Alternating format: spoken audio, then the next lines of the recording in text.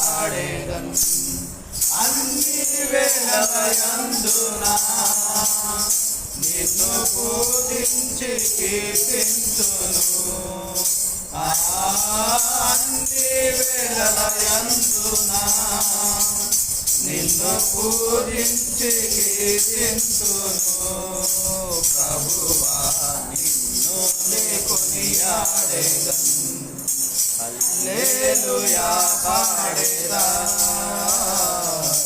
ప్రభు నిన్ను కొనియాడేదన్ హల్లెలూయా పాడేదా ప్రభు నిన్ను కొనియాడేదన్ వాగ్దానములనిచ్చి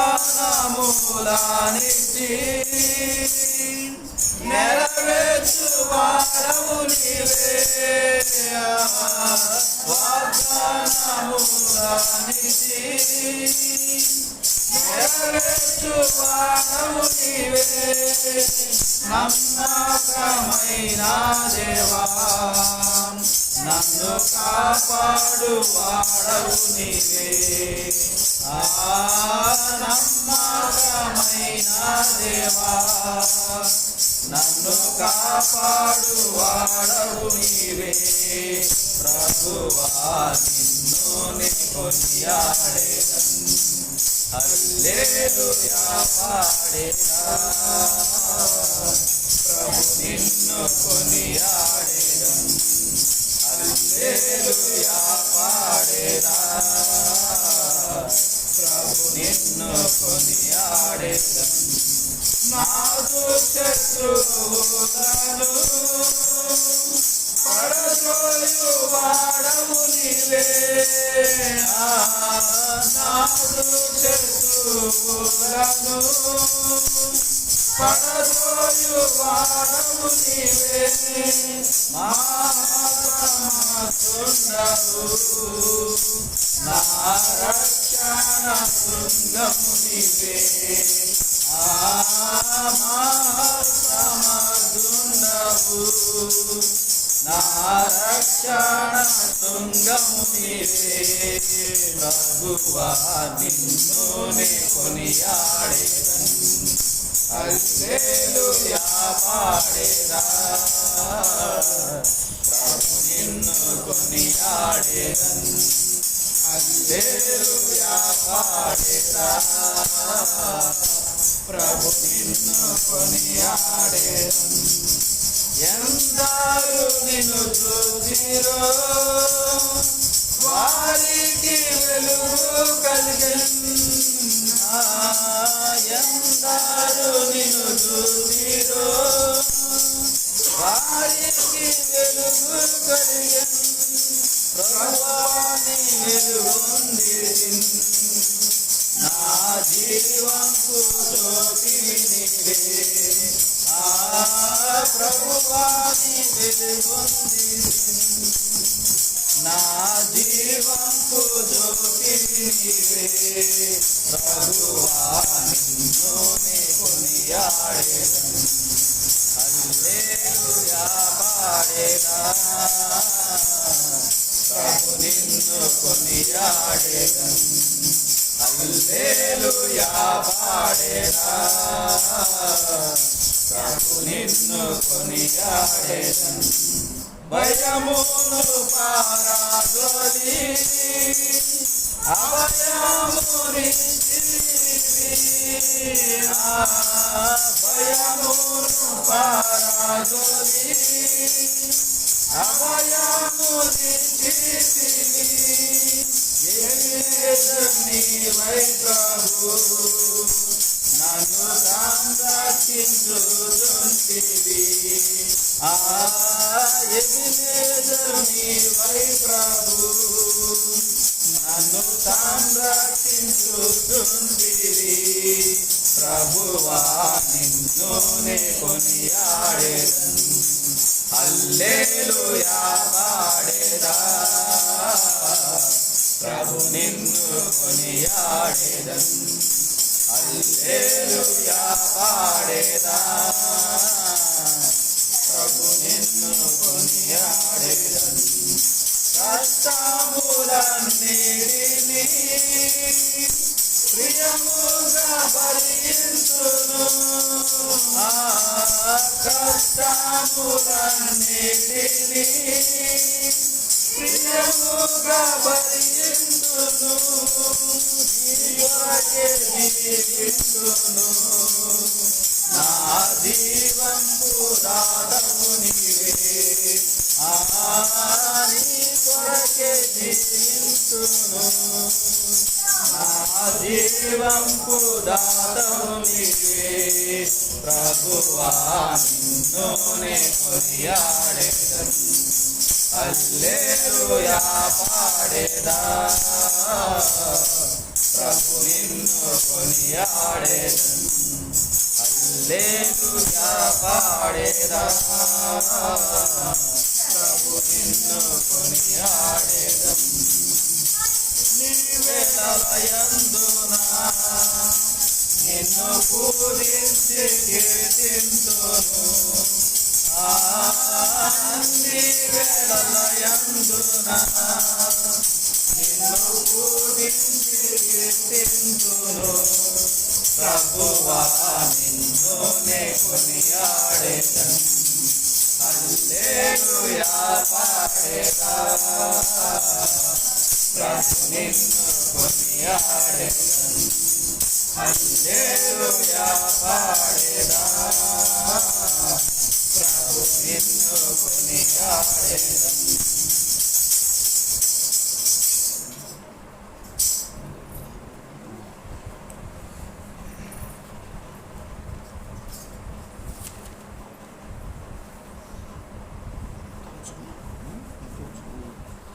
రెండు వందల పదహారో పాట మనం ఈ పాట పాడుతూ దేవుని నామాన్ని మహిమపరుద్దాం. మరి ఏకీపించి పాడండి, గట్టిగా పాడండి. అంటే తమ్ముడు సొంతంగా నేర్చుకున్నాడు ఆ పాటను, మనం కూడా ప్రాక్టీస్ చేద్దాం. క్రిస్మస్కి సంబంధించిన పాట నేర్చుకున్నాడు. దాన్ని మనం కూడా ఏకీపిద్దాం. నాకు రాదు, పాడదాం. ఓకే, పాడదాం. 216. ఓ సద్భక్తులారా, లోక రక్షకుండు బేత్లెహేమందు నేడు జన్మించెను. రాజాదిరాజు ప్రభువైన యేసు నమస్కరింపరండి, నమస్కరింపరండి, నమస్కరింపరండి. ఉత్సాహముతో సర్వస్వరుండు నరరూపమేసి కన్యకు పుట్టెనేడు వేంచేచెను. మానవ జన్మ ఎత్తిన శ్రీయే నీకు నమస్కరించి, నీకు నమస్కరించి, నీకు నమస్కరించి పూజించుము. ఓ దుఃఖాలారా ఉత్సాహించి పాడు, రక్షకుడైన యేసు స్తుతించు. పారపరుండు నీకు స్తోత్రమనుచు నమస్కరింపరండి, నమస్కరింపరండి, నమస్కరింపరండి. ఉత్సాహముతో యేసు ధ్యానించి నీ పవిత్ర జన్మ నీవెల స్తోత్రములర్పించుము. ఆనాది వాక్యమే నరరూపం నమస్కరింపరండి, నమస్కరింపరండి, నమస్కరింపరండి. ఉత్సాహంతో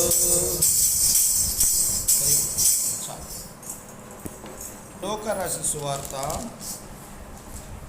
2వ అధ్యాయము. లూకా రాసిన సువార్త 2వ అధ్యాయము 11వ వచనం మనం అందరం కలిపి చదువుతాం. లూకా రాసిన సువార్త 2వ అధ్యాయము 11వ వచనం. అందరు బైబిల్ ఉన్నవారు అందరు తీయండి. 2:11 చదువుదాం. దావీదు పట్టణమందు నేడు రక్షకుడు మీ కొరకు పుట్టి ఉన్నాడు, ఈయన ప్రభు అయిన క్రీస్తు. మరొకసారి, దావీదు పట్టణమందు నేడు రక్షకుడు మీ కొరకు పుట్టి ఉన్నాడు, ఈయన ప్రభు అయిన క్రీస్తు. ప్రభు సాయం కొరకు చాలా ప్రార్థన చేసుకున్నాం. లోకరస్ సువార్త 2వ అధ్యాయము 11వ వచనములో మనం చదువుకుంటూ వచ్చిన మాట ఒకసారి మనం జ్ఞాపకం చేసుకున్నట్లయితే ప్రభు మనతో మాట్లాడుతున్న మాటను ఒకసారి చూద్దాం. దావీదు పట్టణమందు నేడు రక్షకుడు మీ కొరకు పుట్టి ఉన్నాడు, ఈయన ప్రభు అయిన క్రీస్తు.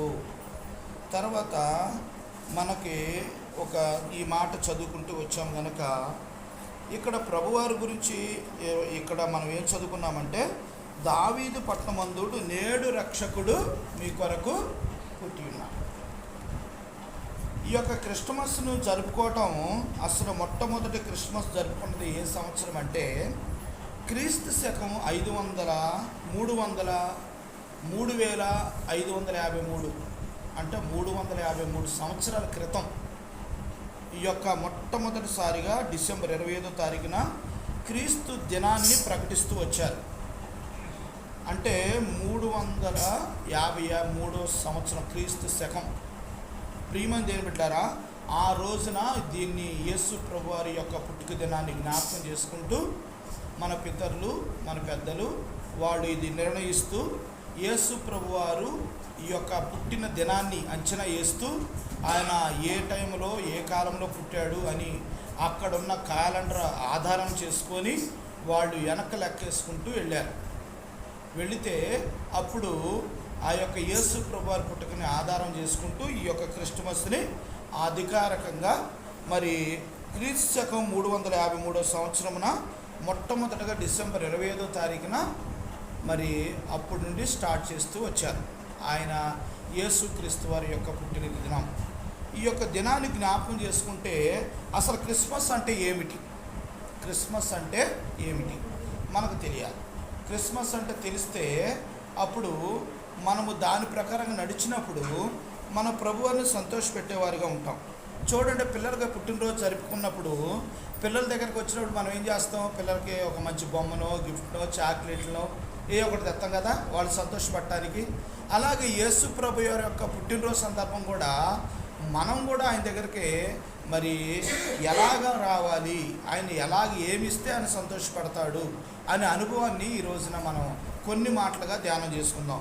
ఇక్కడ మొట్టమొదటిగా మనం చూసినట్లయితే మత్తయి రాసిన సువార్త 2వ అధ్యాయం 10వ వచనం. మత్తయి రాసిన సువార్త మొట్టమొదటి వచనం చూద్దాం, మొదటి అనుభవం చూద్దాం.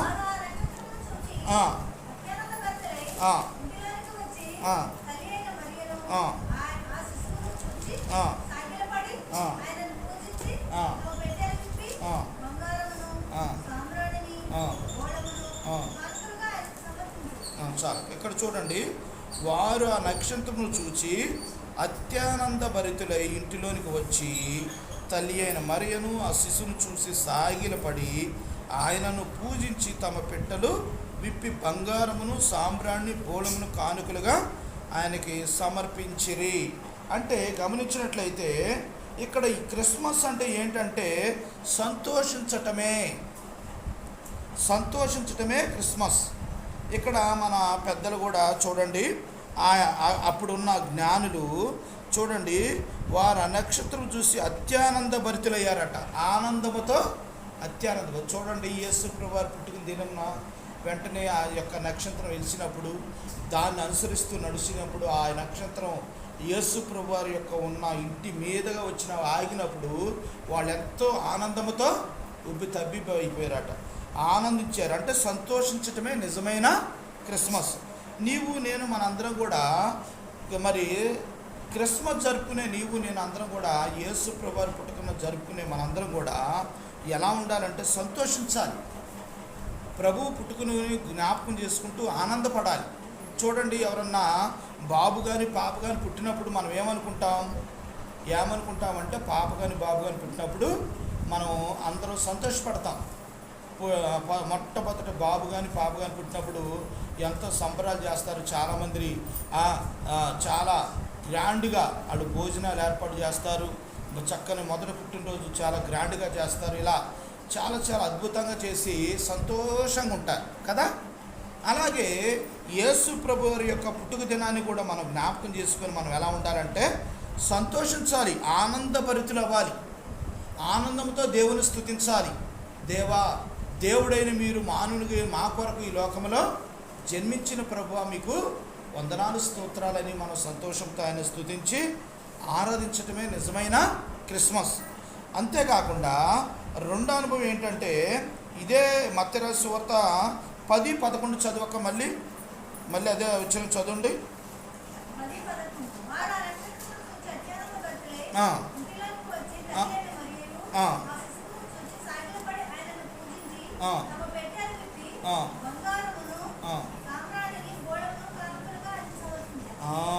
చూసారు ఇక్కడ మనం గమనించినట్లయితే రెండో అనుభవం సాగిలు పడటమే నిజమైన క్రిస్మస్.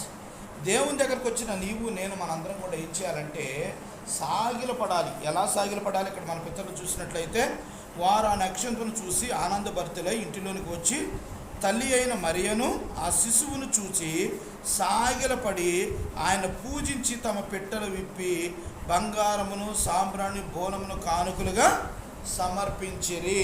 అంటే రెండో అనుభవం ఏంటంటే సాగిలపడాలి.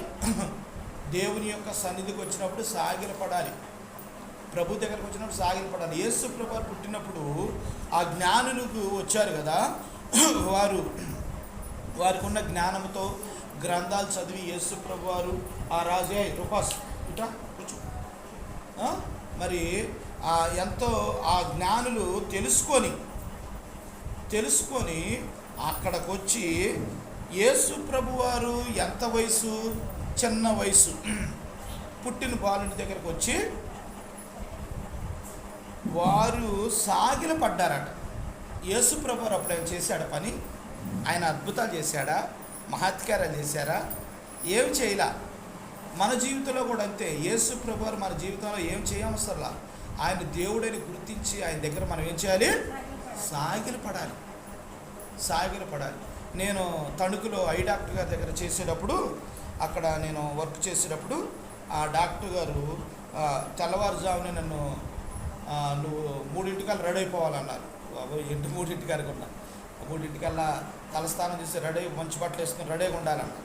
కారు వస్తుందండి. చాలా అలాగే సార్ 3:00 టైం పెట్టుకుని 6:00 రెడీ అయ్యి తలస్నానం చేసి కూర్చొని అప్పుడు ప్రభుని నేను అంగీకరించాను సార్.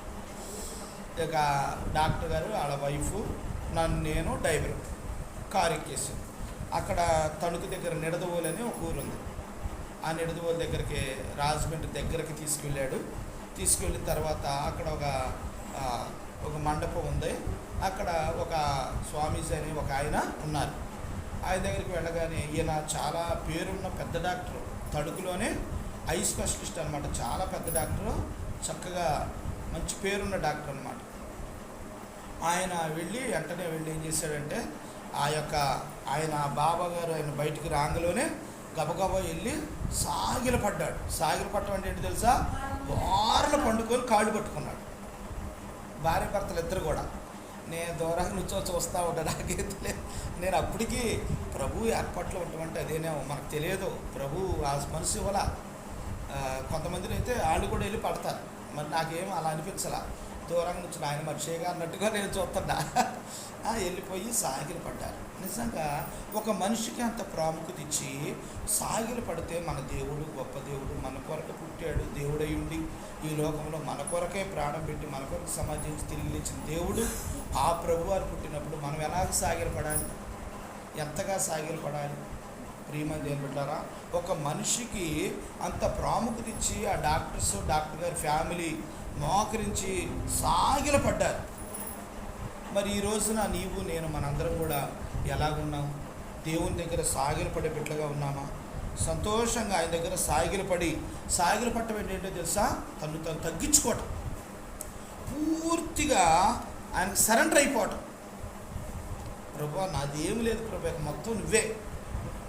ఇంకా ఆడు చూస్తారు ఈడు చూస్తారని చూడరు. రాటం వెళ్ళి బోర్లు పట్టుకొని కాళ్ళు పట్టుకుంటారు. అంటే తగ్గించుకోవటం అనమాట. అది అంతకంటే తగ్గించుకోవటం. ప్రియమైన దేవుని బిడ్డలారా, ఈ సాగిల పట్టడం ఫిలిప్పీయులకు రాసిన పత్రిక 2:7 చూడండి. ఒక మాట చదువుదాం. ఫిలిప్పీయులకు రాసిన పత్రిక 2:7, 2వ అధ్యాయం 7వ వచనం చదువున్నాను.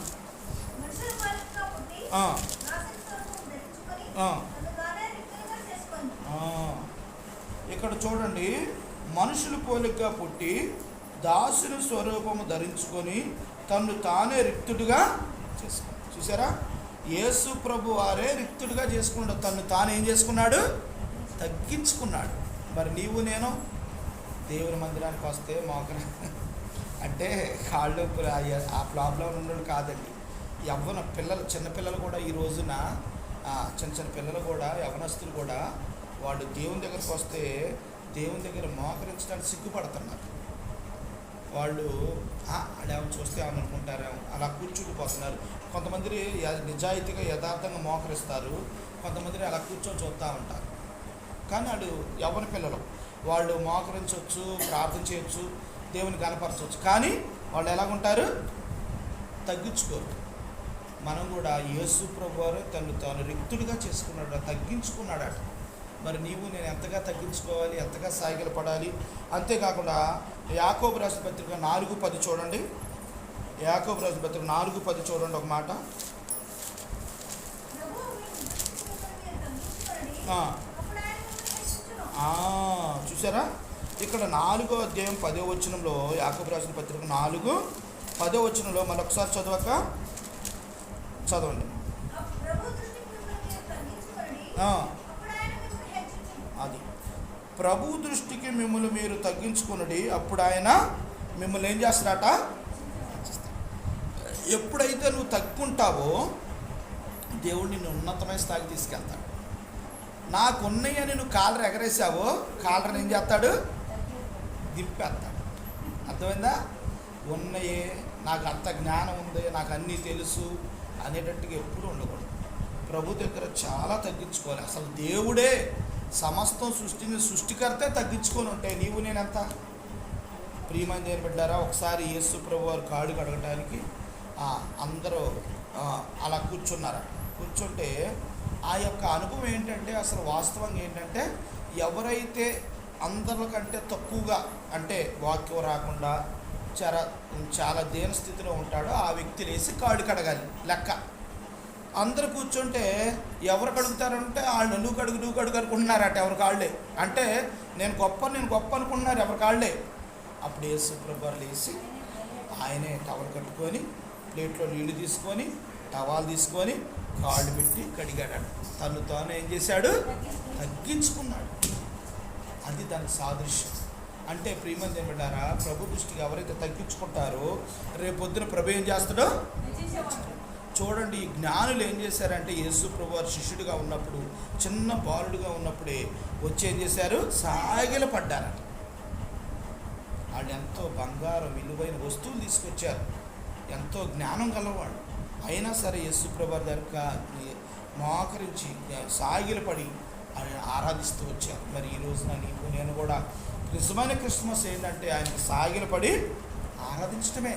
అప్పుడే దేవుడు ఎంతో మనకి సంతోషం పడేవారిగా ఉంటారు. ఇది 2వ అనుభవం. 3వ అనుభవం చూడండి. లోకరాసు వార్త 2వ అధ్యాయము 16-17 వచనాలు చదవక. లోకరాసు వార్త మరియు త్వరగా వెళ్ళి ఆ. మరియను యోసేపును తప్పులో పడుకొని చూచిరి. ఆ. వారు చూచి ఆ. ఆ శిశువును గూర్చి ఉమ్. తమతో చెప్పబడిన మాటలు ప్రసవం చేసేది. ఉమ్, గొర్రెల కాపరులు తమతో చెప్పిన ఆ సంగతులను గూర్చి విన్నవారందరూ ఆశ్చర్యపడి. అది చూసారా. ఇక్కడ 3వ అనుభవం ఏంటంటే, సాక్ష్యం ఇచ్చటమే నిజమైన క్రిస్మస్.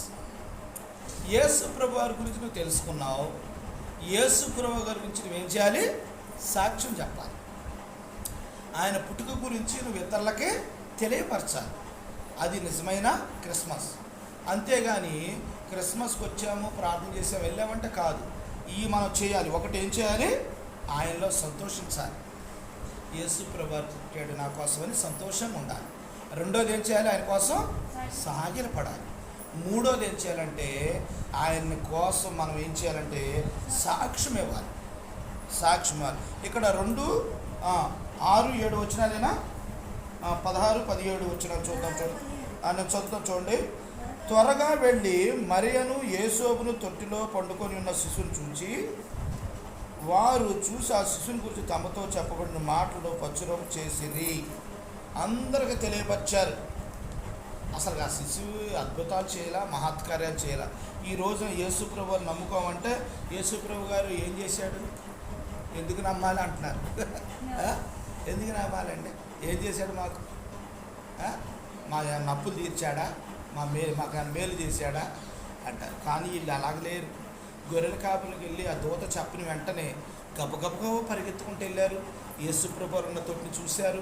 మళ్ళీ గబగబ వచ్చి అందరికీ ఇదిగో నిజంగా లోకరక్షకుడు పుట్టాడు అని అందరూ కూడా ఏం చేశారు? ప్రకటన చేస్తూ వచ్చారు. మరి నీవు నేను కూడా ప్రభు యేసుక్రీస్తు వారిని ఏం చేయాలి? మనం ప్రకటన చేయాలి, అందరికి తెలియపరచాలి. ఆయన మనందరి పాపాల నిమిత్తమే ఈ లోకంలో ఆయన ఒక గొర్రెపిల్లగా జన్మించాడు. గొర్రెపిల్లగా జన్మించాడు. ఎందుకంటే గొర్రెపిల్లని అందరి నిమిత్తం బలిగా అర్పిస్తారు. ఆ బలి కోసమే ఆయన ఈ లోకంలో పుట్టాడు. ఆ బలి ఇవ్వకపోతే నీవు నేను నరకానికి వెళ్ళిపోతాం. ప్రియమైన దేవుని బిడ్డలారా, అందుకనే నీవు నేను ఏం చేయాలి? సాక్ష్యం ఇవ్వాలి. అందుకని చూడండి, 1 యోహాను 1:1 వచ్చిన చదవండి. 1 యోహాను రాసిన పత్రిక 1వ అధ్యాయం 1వ వచ్చిన చదవండి.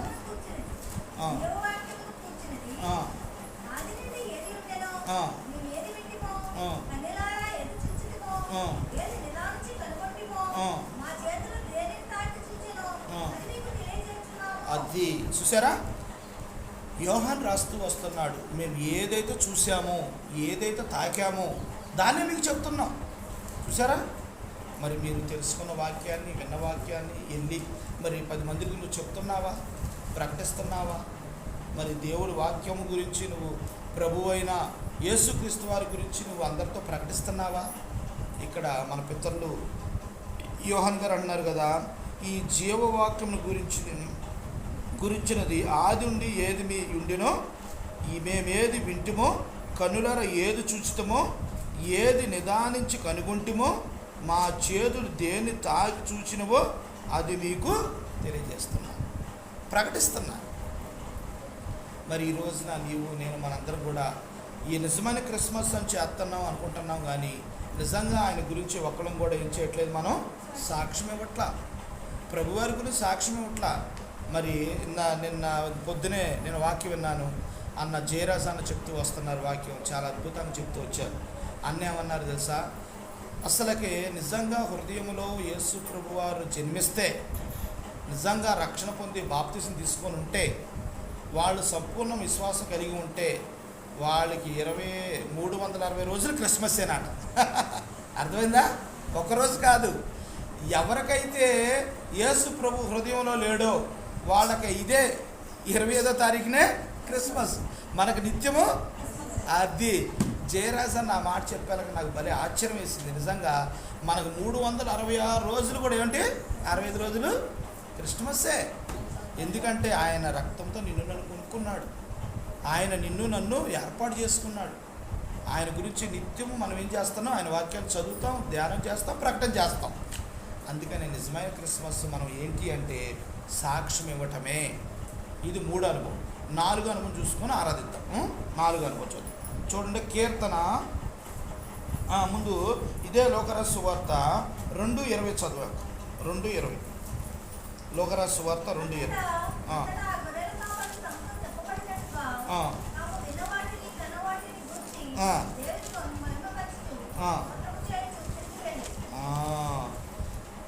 2:20లో మనం గమనించినట్లయితే ఒక మాట అక్క చదువుతూ వచ్చారు చూడండి. అంతటా ఆ గొర్రెల కాపరులు తమతో చెప్పబడినట్టుగా తాము విన్న వాటిని కన్నవాటిని గూర్చి దేవుణ్ణి మహిమపరచు స్తోత్రము చేస్తూ తిరిగి వెళ్ళిరి. ఏం చేశారట? చూసిన వాటిలన్నిటి గురించి దేవుని మహిమపరుస్తూ స్తోత్రం చేస్తూ తిరిగి వెళ్ళారట. నీవు నేను 4 అనుభవం ఏం చేయాలంటే దేవుని స్తుతించాలి, దేవుణ్ణి ఆరాధించాలి, దేవుని గణపరచాలి, ప్రభువైన యేసుక్రీస్తు వారిని మహింపరచాలి. అది నిజమైన క్రిస్మస్. ఆరాధన అంటే ఆరాధించుట, క్రిస్మస్ అంటే ఆరాధించుట అని అర్థం. ప్రియమైన దేవుని బిడ్డారా, ఈ రోజున నీవు నేను నిజమైన క్రిస్మస్ చేసేయాలి అంటే నీవు నేను ఏం చేయాలంటే దేవుని స్తుతించటమే నిజమైన. ఆ గొర్రెల కాపురులు చూశారు, ఆనందభరితులయ్యారు, చక్కగా మహింపరుస్తూ దేవుని స్తుతిస్తూ తిరిగి వెళ్ళారట. ప్రభు మందిరానికి వచ్చిన నీవు నేను కూడా సంతోషంతో దేవుని ఏం చేయాలి, మనం స్తుతించాలి. అదే నిజమైన క్రిస్మస్. క్రిస్మస్ అంటే ఏదో లేదండి, నిజమైన క్రిస్మస్ ఆయన స్తుతించటమే. మరి మనం ప్రతి వారం కూడా ఏం చేస్తాం? అందుకనే జయరాజు అన్నది అదే, 365 రోజులు కూడా మనం ఎప్పుడు కూడా ఏం చేస్తాం? ప్రభుని స్తుతిస్తూనే ఉంటాం, ఆరాధిస్తుంటాం, గణపరుస్తాం. ప్రియమైన దేవుని బిడ్డారా, ప్రభు అయిన యేసుక్రీస్తు వారిని ఎవరైతే సరిగా ఎరగకుండా ఏదో పై నమ్మకంతో ఉన్నారో వాళ్ళకి 25వ తారీఖునే క్రిస్మస్, మనకు 365 రోజులు క్రిస్మస్. అందుకనే జ్ఞాపకం చేసుకోండి, దేవుణ్ణి మనం ఏం చేయాలి? ప్రభు యేసుక్రీస్తు వారిని ఆరాధన. నిజమైన క్రిస్మస్ అంటే 4 అనుభవాలు చూసాం. ఏంటది? 1, సంతోషించటమే నిజమైన క్రిస్మస్. 2, సాగిలు పట్టడమే నిజమైన క్రిస్మస్. 3, సాక్ష్యం ఇవ్వటమే నిజమైన క్రిస్మస్. 4, స్తుతించి దేవుని మహింపరుస్తూ స్తుతించటమే నిజమైన క్రిస్మస్. ఈ 4 అనుభవాలను తలపోసుకుంటూ దేవుణ్ణి ఒక 10 నిమిషాలు, ఒక పావుగంట, 11:12 అయింది, పావుగంట మీకు సమయం ఇద్దాం. ఈ పావుగంటలో మీరు ఏం చేయాలంటే క్లుప్తంగా దేవుని స్తుతించండి. ప్రభువా, దేవుడైన మీరు మానవుని ఈ లోకానికి వచ్చి మా పాపాల నిమిత్తమే, మా శాపాల నిమిత్తమే ఈ లోకంలో పుట్టడమే కాకుండా మా కొరకు చనిపోయి సమాధి చేయబడి తిరిగి లేచిన దేవా, మీకు వందనాలు, స్తోత్రాలు. ప్రభా, ఈ రోజు నిజంగా మా కొరకు పుట్టారు ప్రభా. మీరు పుట్టకపోతే మేము నరకానికి పాత్రులు ప్రభా. మీరు మమ్మల్ని పుట్టి మమ్మల్ని నిత్యరాజ్యానికి వారసులుగా చేశారని మనం ఏం చేద్దాం? దేవుణ్ణి స్తుతించి ఆరాధిద్దాం. ఈ 4 మాటలు జ్ఞాపకం చేసుకొని ఆరాధిద్దాం. ఈ యొక్క ఆరాధన అయిపోయిన తర్వాత 2వ సెక్షన్లో ఇదే అనుభవంలో 2 అనుభవాలు చూసుకొని ప్రార్థన చేసుకుందాం. ఆరాధించండి.